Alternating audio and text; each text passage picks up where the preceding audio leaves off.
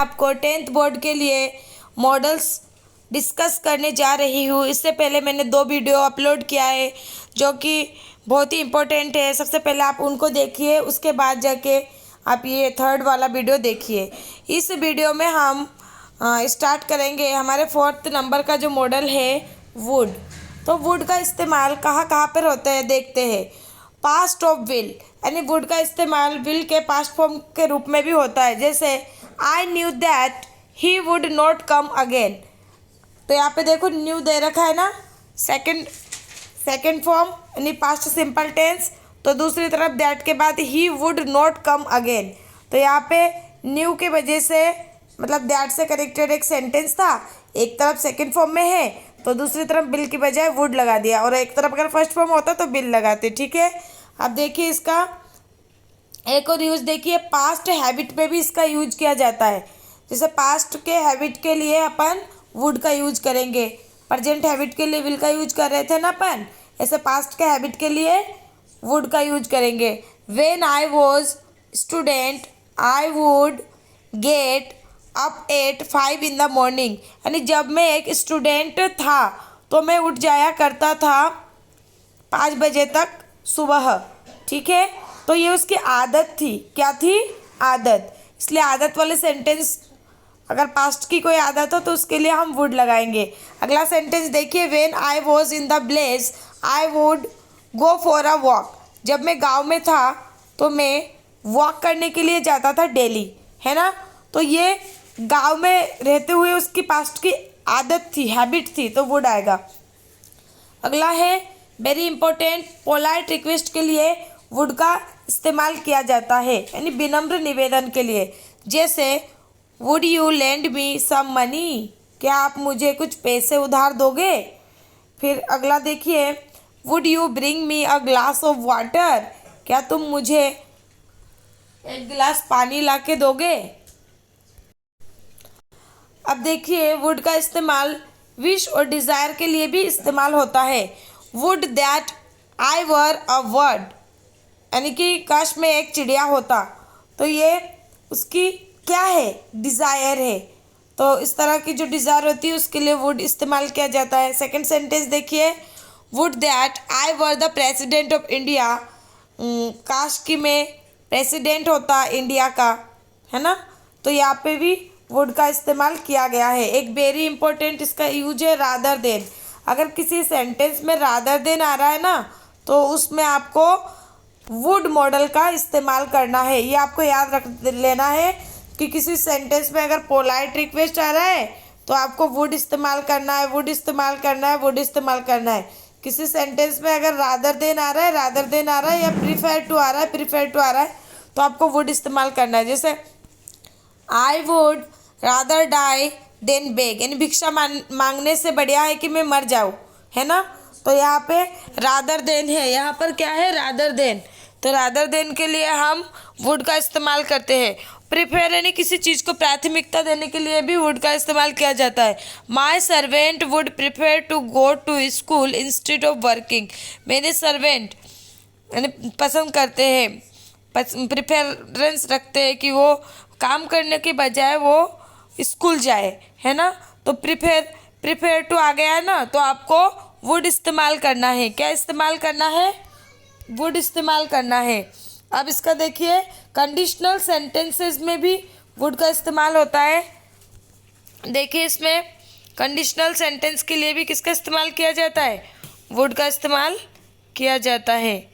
जैसे इसमें दे रखा है आपको, if past tens plus would. If और एक तरफ पास्ट टेंस दे रखा है तो दूसरी तरफ वुड आएगा, दूसरी तरफ वुड आएगा, दूसरी तरफ वुड आएगा। जैसे if you were the president what would you do, if you were the president what were you do.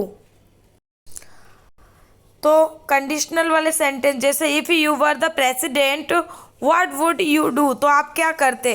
तो ये कंडीशन रखा गया है ना, इफ़ वाला सेंटेंस है ना। तो एक तरफ देखो वर यानी कि पास्ट में दे रखा है, तो दूसरी तरफ आपको वुड का इस्तेमाल करना पड़ेगा। फिर इसमें इंसिस्टेंस यानी आग्रह करने के लिए, किसी से अगर हम किसी चीज़ को देने की आग्रह करते हैं ना तो इंसिस्टेंस उस कंडीशन में भी वुड का इस्तेमाल होता है। You can not convince him he would do what he likes. आप उसको कन्विंस नहीं कर पाओगे, वो तो वही करेगा जो उसको पसंद है। He can not convince me I would go back. वो मुझे कन्विंस नहीं कर पाया आई वुड गो बैक, कि मैं वापस जाऊँ। ठीक है, तो ये था वुड का इस्तेमाल। अब नेक्स्ट है हमारा शुड। शुड देखिए आप, शुड का यूज़ देखिए किस किस चीज़ में होता है। एडवाइस देने के लिए शुड का इस्तेमाल होता है। सबसे मेजर जो क्वेश्चन बनता है एडवाइस देने के लिए, सलाह देने के लिए। योर एग्जाम्स आर नियर, आपके एग्जाम्स नज़दीक है।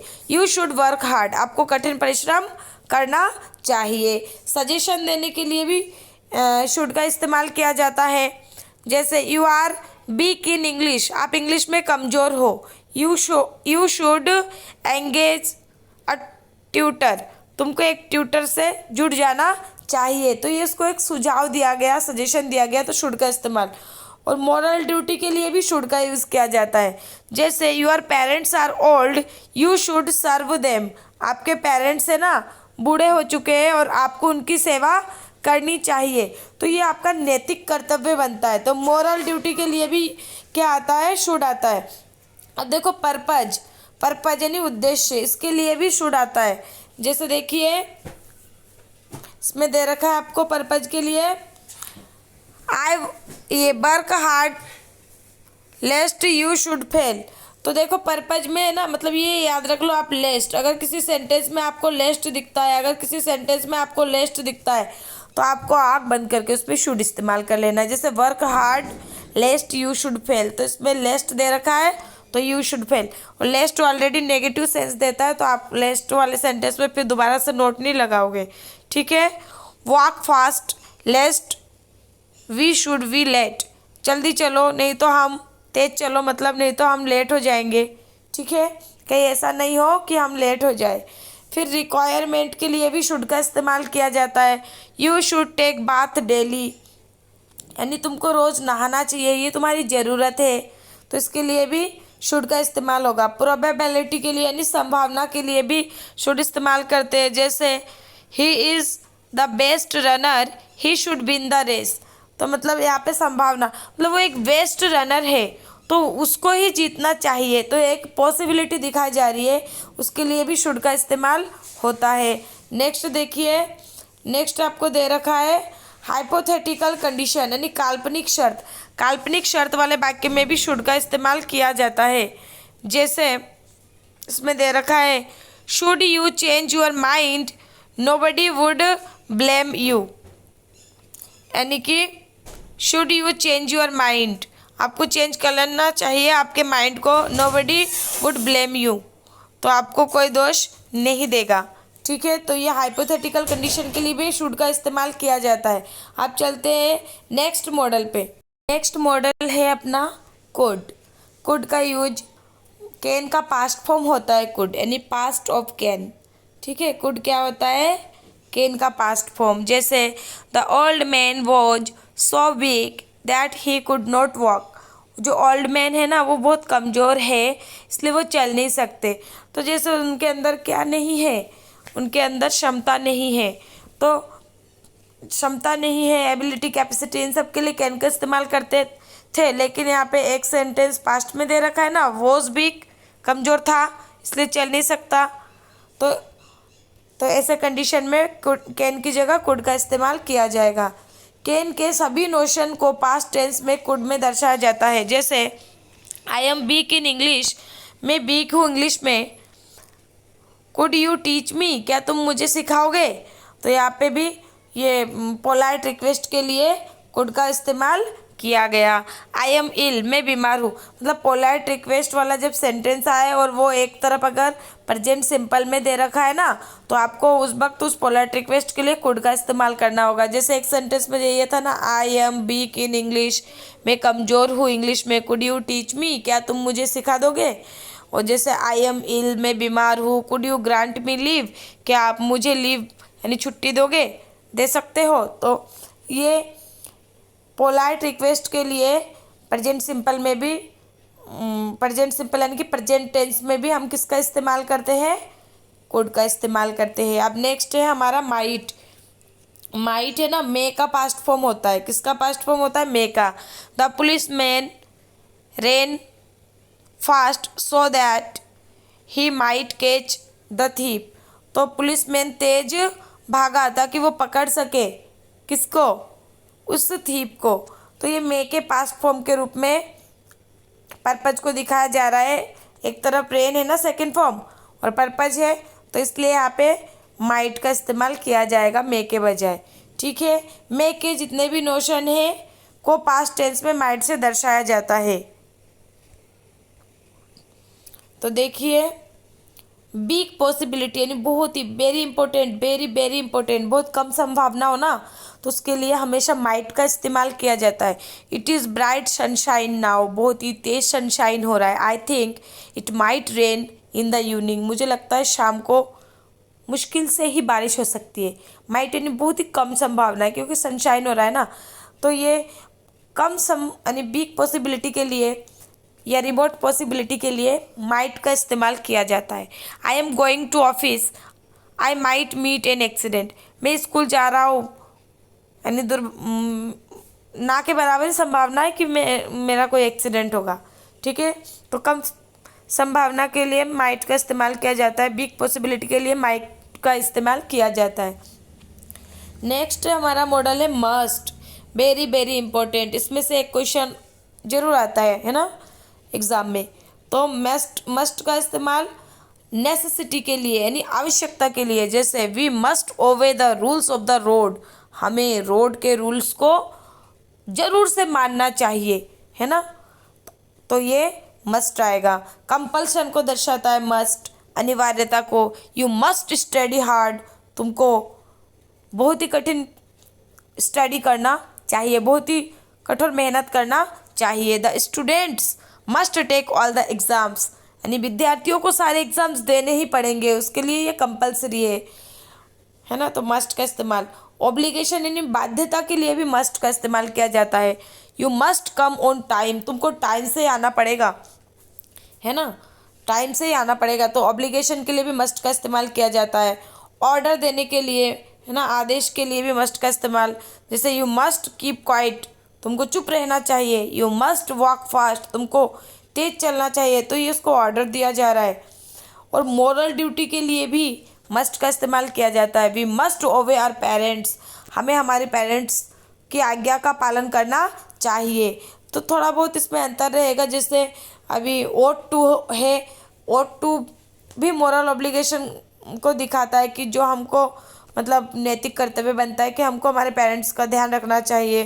और जब मस्ट लगा के बोल दिया जाए तो वो भी मोरल ड्यूटी में आ जाता है। लेकिन मोरल ड्यूटी के लिए ज़्यादातर ओट टू या शुड का इस्तेमाल किया जाता है।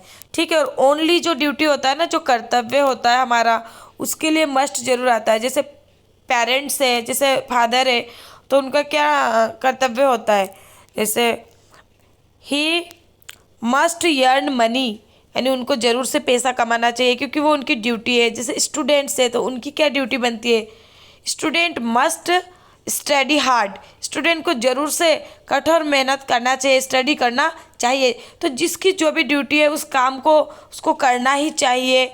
इस कंडीशन पे हमें मस्ट इस्तेमाल करना पड़ता है। और स्ट्रॉन्ग पॉसिबिलिटी के लिए बहुत सारे मॉडल्स है, जैसे रिमोट पॉसिबिलिटी यानी कम संभावना के लिए माइट, उससे थोड़ा ज़्यादा संभावना के लिए हमने क्या लगाया था, मे लगाया था, बिल लगाया था, है ना, इस तरह से।